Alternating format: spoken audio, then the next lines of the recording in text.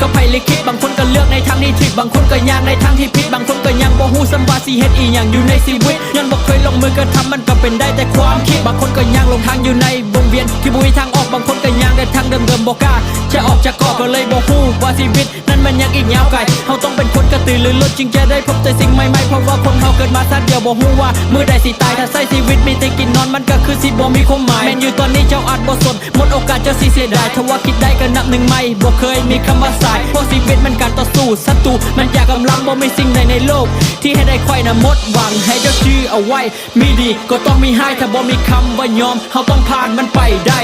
ชีวิตก็คือกับเส้นทางเดินไปด้วยไฟแดงไฟเขียวและหลายสิ่งหลายอย่างมีทั้งไฟแสงสีที่อาจจะให้ได้เฮาลงเลี้ยวซ้ายเลี้ยวขวาให้ให้เฮาสับสนถ้าชีวิตต้องมีเป้าหมายก็เฮาสิไปทางใดก็คือสิวนอยู่แต่มองเก่าบ่ได้ไปฮอดใสคนยึดเราถามตัวเองว่าเขาอยากได้สิ่งใดเส้นทางชีวิตเฮาเป็นคนเลือกและมันก็ยังอีกยาวไกลก็เธอเดียวตายเธอเดียวต้องใช้ชีวิตให้คุ้มค่าโลกเฮายังมีหลายสิ่งหลายอย่างที่ต้องออกไปค้นหาแล้วบางทางฟ้าบอกเทวดาว่าชีวิตยังอีกยาวไกลถ้าว่ายังมีลมหายใจเฮาก็ต้องก้าวต่อไปบ่มีสิ่งใดจะซัวและก็ดีเสมอไปชีวิตบ่มีคำว่าแฟร์เจ้าก็ฮู้อยู่แก่ใจพระอาทิตย์ตกแล้วก็ยังมีขึ้นใหม่ตอนที่เจ้านั้นล่มเป็นอย่างสิลุกบ่ได้ The sunset gone tomorrow it rise again so when you get down why when you get up again forget about the past and the bullshit you can't change the past but you can use it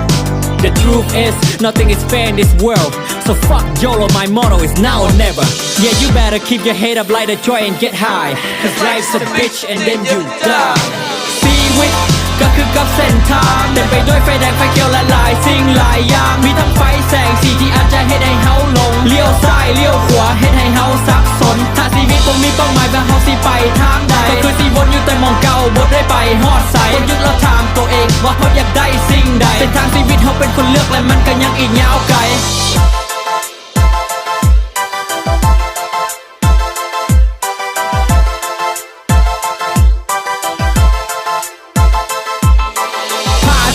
ขึ้นแต่มือเดียวสำบอก